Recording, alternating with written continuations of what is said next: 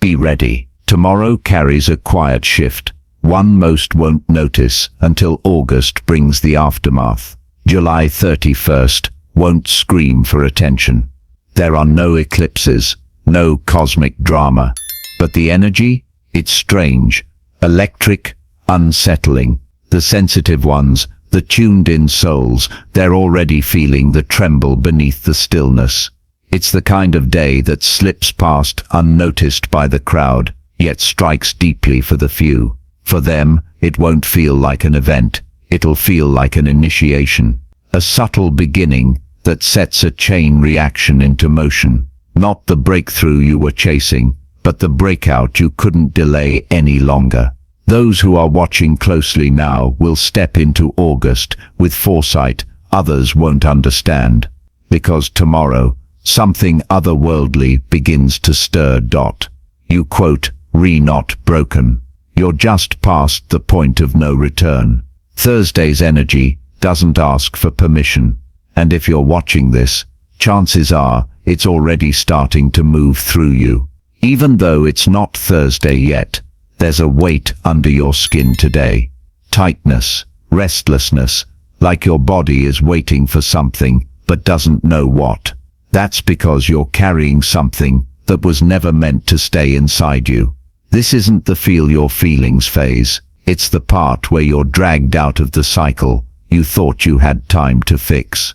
And the truth is, you were never supposed to be this awake. You weren't built for comfort. You were built to carry momentum. What is starting at this moment won't feel like clarity. It'll feel like tension. But tension is how energy moves just before it turns into change. And that change is going to bring something into your life that was never meant to wait. After this day, your silence will no longer protect you. There's a reason you've been feeling like you're on edge, but not in fear. It's not anxiety, it's ignition. July 30, first flips a switch that doesn't turn off. And if you're one of the chosen ones, it won't be a question of if you feel it. It's a matter of how hard it pulls you. This is not the kind of energy that you get to ignore or meditate away. It's not subtle. It doesn't wait for you to be ready. It shows up loud and heavy, like a weight that drops into your chest and says, "Move." I call it the signal. It's not a sound, it's not a vision, it's a force, a current that moves under the surface of your normal life and starts to demand response. People will call it restlessness, irritability, a strange urgency that doesn't match the moment. But it's none of that. It's the moment before eruption. You'll start noticing that indecision feels unbearable. Procrastination makes you sick. Staying silent starts to feel like self-betrayal. It's because the signal has already touched you. And once it does, you can't go back to being the version of yourself that tolerated delay. This is the burn that chosen ones feel when they're being pulled out of hiding. When their energy gets too loud to contain. When the cost of stillness becomes too high. Awakening doesn't always feel like a revelation. Sometimes it feels like a pressure you can't explain, but you can't ignore either.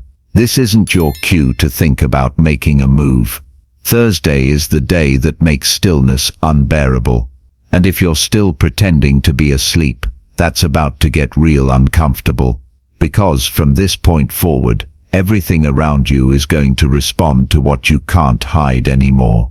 There's a reason things start to shift when you walk into a room. It's not charisma. It's not coincidence. It's energy broadcasted whether you want to or not. And after July 31st, it becomes undeniable. This day doesn't just activate you, it activates everything you come into contact with. The moment you stop suppressing what's moving inside you, your energy stops playing small, and it starts triggering people without a single word. Some will feel drawn to you for reasons they can't explain. Others will feel irritated, suddenly defensive or thrown off, like they've brushed against a live wire. That's because they have, and their unconscious self knows it. People won't always understand why they react to you, but their spirit does. You don't have to speak, explain, or convince anyone. You'll notice it in the way conversations shift when you enter, the way people stare longer, get uncomfortable faster, or suddenly want to tell you their entire life story. That's not random. That's activation. The more you surrender to the movement inside you, the more powerful the ripple effect becomes. It jumps from person to person, agitating everything, still pretending to be asleep. This isn't about ego or attention. It's about alignment. When you're aligned, your presence becomes a disruption to the systems that rely on people staying numb. And here's the twist. This isn't about what you're doing, it's about who you're becoming. The chain reaction begins the moment you stop denying it. Energy is contagious, but truth is unstoppable. From this point on, your path isn't private. The world starts to respond, and not everyone will be ready for what they see in you. If you suddenly feel like you're being watched, you're not paranoid. After July 31st, something strange begins to happen. Not externally at first, but deep in your awareness. It's a pressure, a presence, a subtle but constant feeling that you're not alone. Even when there's no one in the room, it doesn't feel like fear. It feels like attention. For many chosen ones, this moment marks the beginning of what can only be described as spiritual visibility. You've always existed on the radar of higher energies, but you've now lit up, not in theory, not in metaphor, but energetically. You've become visible, and once you're visible, you're being observed, not just by those walking in light, but also by forces that don't want you to keep moving forward. Some of these presences are ancient, others are simply opportunistic. But once your inner signal rises to a certain threshold, you become trackable in a way that most people never will. The veil isn't just thin, it's aware of you. This explains why, for no apparent reason, you may feel like something is watching you, not with eyes, but with intent. The air may feel charged. Your home may feel different. You might start turning your head more, sensing movement that isn't there, or hearing subtle shifts in your environment when you're alone. Don't brush it off. Spiritual attention isn't always positive. Sometimes elevation comes with exposure. This isn't paranoia. It's a symptom of awakening, a byproduct of energy that can't stay hidden anymore. And the more activated you become, the more you'll notice a kind of resistance pushing back. Not because you're doing anything wrong, but because you're finally doing something right. You might feel a sudden urge to isolate, to withdraw, to cancel plans, unplug from people, or protect your peace at all costs. That's not weakness. It's wisdom. When you're spiritually observed, your energy naturally shifts into self-preservation mode, not to hide, but to stabilize. There are forces that want to see what you do next. Some will empower you, others will try to distract, derail, or confuse. But all of them see you now. Once your spirit stops sleeping, it stops being invisible. You're no longer flying under the radar, and the attention has just begun. Some people around you haven't changed, but suddenly they'll feel different, like they're speaking the same words, but the frequency is hollow, like their energy just doesn't reach you anymore. This is one of the most difficult symptoms of what happens after July 31st. The split between frequencies becomes undeniable. Not with enemies, not with people who've done you wrong, but with the ones who've quietly stopped evolving. And you can feel it. It won't always be dramatic. There won't always be a fight. Most of the time, it'll be subtle. A strange emotional disconnection. A silence that stretches just a little too long. Conversations that don't land. Moments that feel like déjà vu, but lifeless. These people aren't evil, fake, or harmful. They're just spiritually expired. You won't need to judge them. Your energy will simply reject the version of them that stopped growing. And that's what makes this part of the journey so painful. Because you may still love them, still care for them, still want to connect. But when your frequency shifts, Resonance becomes non-negotiable. You'll feel it in your body. That drop in your stomach when they speak. The mental fog that creeps in when you're near them. The dull ache of knowing the connection used to mean something, but now it just feels static. This is not about hierarchy. This is about vibration. And when you've crossed into a frequency that demands movement, anything stagnant becomes heavy. That's why these soul separations aren't chaotic. They're quiet, unspoken, but irreversible.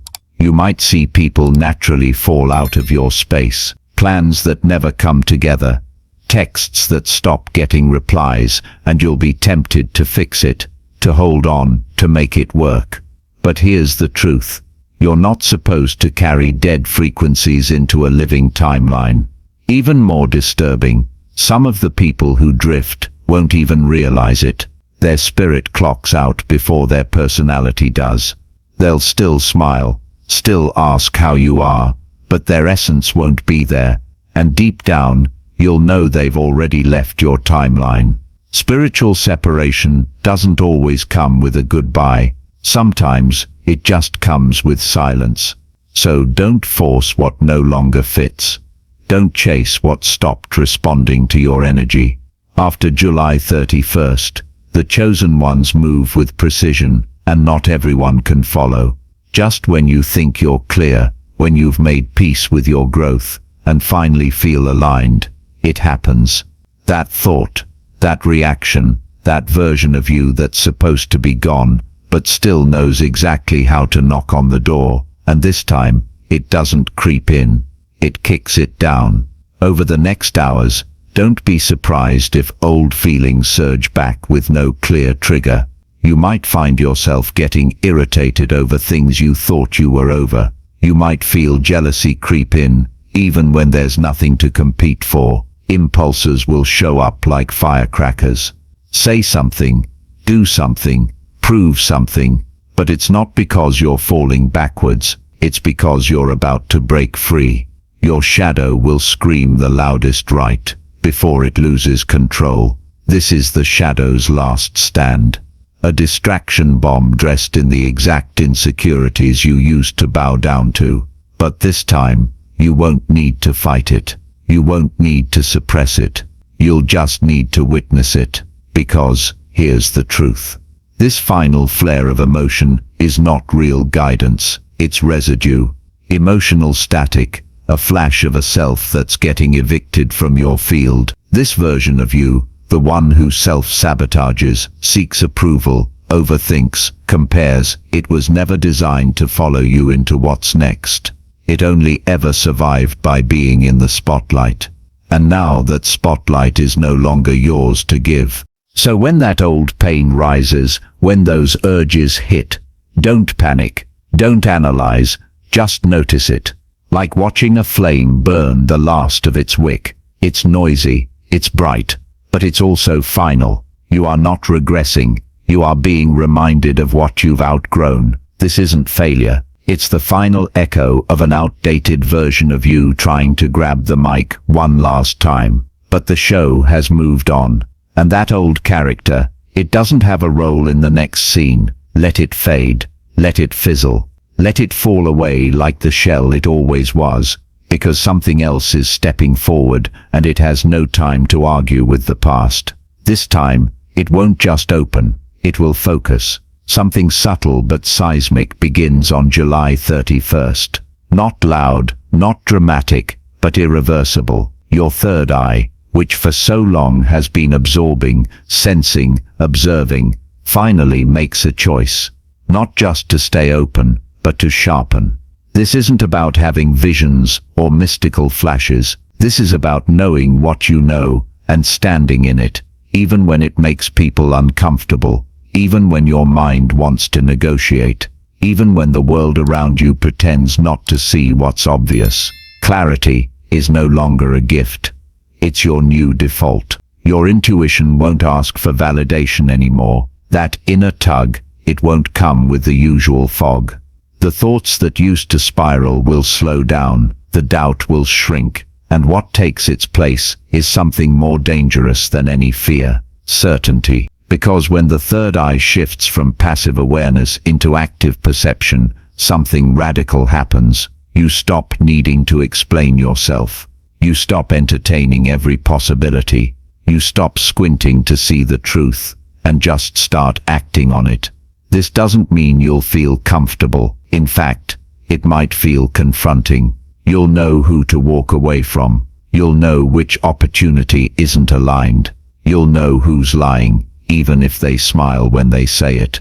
And most of all, you'll know what needs to end, even if your heart isn't ready. Seeing is one thing. Choosing what to do with what you see, that's power. July 31st marks the moment that power clicks into place, quietly, boldly, without apology. And this time, you won't second-guess it. Don't expect everyone to understand it. In fact, some will be visibly uncomfortable. Your stillness will be misread. Your silence might be challenged. But that's because most people are addicted to doubt, and your clarity will shake something in them. You'll move different, speak less, observe more, not because you're closed off, but because you've tuned in so deeply, the outside noise no longer matters. The third eye has stopped looking around for answers. It's looking through everything now. Your silence speaks louder than ever, and your words, they build futures. July 31st will present you with a moment, and it won't be announced. It might come through a conversation you didn't plan to have, a message you weren't ready to send, or a truth that's been stuck in your throat for weeks. You'll feel it rising like heat, tension building just beneath the surface. And in that moment, you'll be faced with a simple but powerful question. Do you speak, or do you stay silent? But this isn't just about communication. This is energetic architecture. Whatever choice you make, to speak up or to withhold, will ripple further than usual. This isn't the kind of day where words disappear into the air. They stick, they carve, they build the shape of your next 7 days. You might feel the urge to say something that feels too raw, too vulnerable, or too risky. Or maybe the opposite. You'll be pulled into saying nothing when your whole body is screaming to step forward. That's because this is a frequency checkpoint, a test not of morality, but of energetic maturity. What you allow yourself to express will unlock momentum that's been frozen. But if you betray yourself by biting your tongue, or worse, by speaking something you no longer believe in, the echo will return in strange karmic ways. People will misinterpret you. Plans will collapse. Something around you will stall. Not because you're wrong, but because you're not aligned with the vibration you just sent out. This isn't about being loud or confrontational. This is about precision, intention, timing. The words you choose Thursday are like keys, and every sentence opens or locks a different timeline. So pay attention. Are you saying what your soul believes, or are you editing your truth to stay safe? Because if you dilute yourself Thursday, something sacred inside you will feel it, and it will start to shut down. This is why you'll feel that tightness in your chest, that pressure in your throat. It's not anxiety, it's your intuition pushing against the dam of hesitation. And if you choose to break it, something wild happens. People hear you differently. The right people lean in, the wrong ones fall off, and your path reshapes itself to reflect your boldness. The detour is the destination. You just didn't recognize it yet. Something is going to go wrong tomorrow. Not drastically, but enough to throw you off. A plan might fall through. Someone could cancel. You may get stuck, delayed, rerouted. And at first glance, it'll feel like the universe is closing a door. But what's really happening is far more intelligent. This is not punishment. This is placement. You are being removed from a timeline you were about to settle for and redirected into one you were never supposed to find yet. The kind that only reveals itself through disruption. And it won't look spiritual, it'll look inconvenient. Rejection is just redirection, disguised as frustration. Don't underestimate the power of a broken plan tomorrow.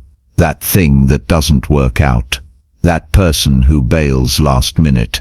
That moment when you're forced to sit still instead of move forward. It's not blocking you. It's blinding you from something better. But that better thing can only reach you through a route you didn't choose. This is the hidden door, and it always opens backwards. It requires you to trust what doesn't make sense. It needs you to follow the weirdness, to let go of the original idea and lean into the version of the day that wasn't on your agenda. You may find yourself somewhere random, talking to someone you weren't supposed to see, or scrolling past something that feels oddly aligned, or discovering something you didn't know you needed. All because something small went wrong. Don't fight tomorrow's changes. Don't try to force things back into place. What breaks Thursday is not lost. It's just making space for something you didn't know you were supposed to receive. You're not behind. You're being hidden for perfect timing. And by the end of the day, if you look closely, you'll realize that one thing that didn't go your way, it actually led you exactly where you were meant to be. You're standing in the last quiet room of a house that's about to be torn down. Thursday won't feel dramatic. That's the catch. It might even feel regular, mundane, like any other day. But this is exactly what makes July 31st so dangerous to the sleeping and so sacred to the aware. It disguises itself as stillness, when in reality it's the final breath of an old frequency collapsing behind your back. After Thursday, the people around you won't feel quite the same. You'll start to notice subtle flickers, moments where someone's words no longer land right. Interactions will feel slower, like they're buffering behind glass. Even places that once felt like home will begin to echo in strange ways. It won't come with noise, it won't come with chaos, but it will be unmistakable, because today marks the final moment your nervous system will accept this version of reality as normal. You're about to outgrow the emotional language of the old earth. You won't notice the shift right away. It'll be subtle. Maybe you'll pass someone you once trusted and feel nothing. Maybe that song you always played now feels strangely hollow. That's not fatigue. That's your upgrade taking root. You're not drained. You're not lost. You've simply become incompatible with the old programming. Deep within, something is disconnecting from the world that built you, rerouting your signal towards something greater. That's why you might feel spaced out, sentimental, or quietly sorrowful, like you're already grieving a reality that hasn't fully faded yet. You're feeling the pressure drop before the storm arrives. If you're still here, thank you for your presence. If this message resonated with you, consider subscribing for more content like this. Your support means more than you know. Feel free to share your thoughts or experiences in the comments. Until next time, stay grounded, stay open, and stay evolving.